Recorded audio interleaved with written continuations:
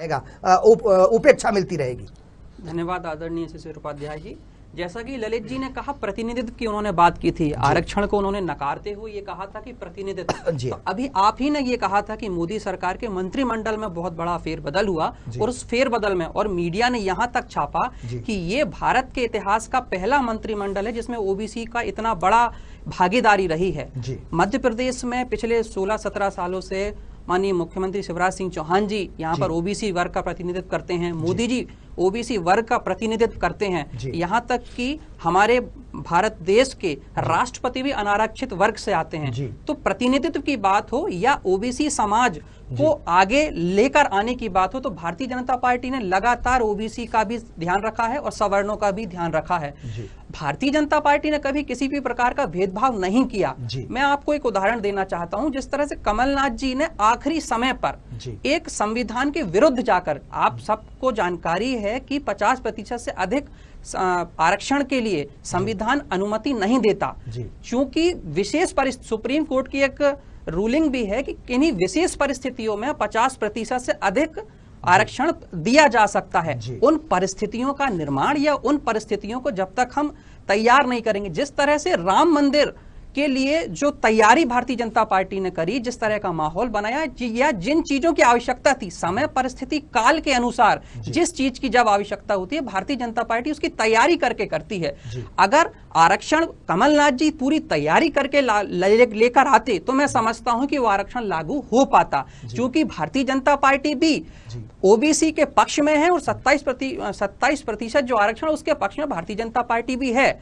अगर हम देखें तो भारतीय जनता पार्टी ने ही ओबीसी आयोग का जो गठन था, पिछड़ा वर्ग आयोग का जो गठन था, वो भारतीय जनता पार्टी ने करा। अटल जी की सरकार ने एससी का गठन, एससी आयोग का गठन भी अटल जी की सरकार ने किया। तो मेरा कहना कि भारतीय जनता पार्टी पहले तैयारी करती है, पूरी तैयारी करने के बाद में भारतीय जनता पार्टी किसी भी कानून को या किसी भी प्रकार के निर्णय को करती है। कमलनाथ जी अगर सारी तैयारियां करके इस आरक्षण को लागू करते तो शायद ओबीसी को यहां पर वो लाभ मिल पाता, क्योंकि अब जब कमलनाथ जी ने लागू किया और फिर उसके बाद शिवराज जी सत्ता में आते हैं तो 31 याचिकाएं हाईकोर्ट में इसके विरुद्ध लगी हैं। ये कहीं ना कहीं कांग्रेस का एक शगुफा था, एक आंतरिक सुरक्षा या आंतरिक खींचतान को बढ़ावा देने के लिए और जातियों में बांटने का काम तो कांग्रेस पिछले 70 वर्षों से करते आई है। भारतीय जनता पार्टी की संघ स्वयंसेवक संघ की अगर अभी जिस तरह से हमारे कांग्रेस के मित्र बात कर रहे थे, तो राष्ट्रीय स्वयंसेवक संघ में जितने भी लोग हैं, जितने भी बड़े वरिष्ठ पदाधिकारी हैं, वो तो सबको समाहित करने की बात करते हैं। वो तो हरिजनों के घर में जाकर भोजन करने का भी काम कर रहे हैं, उनको मंदिरों में प्रवेश कराने का काम भी, यानी जो जितना भी पिछड़ा वर्ग था, जितने भी दलित शोषित समाज था, उसके उत्थान के लिए भारतीय जनता पार्टी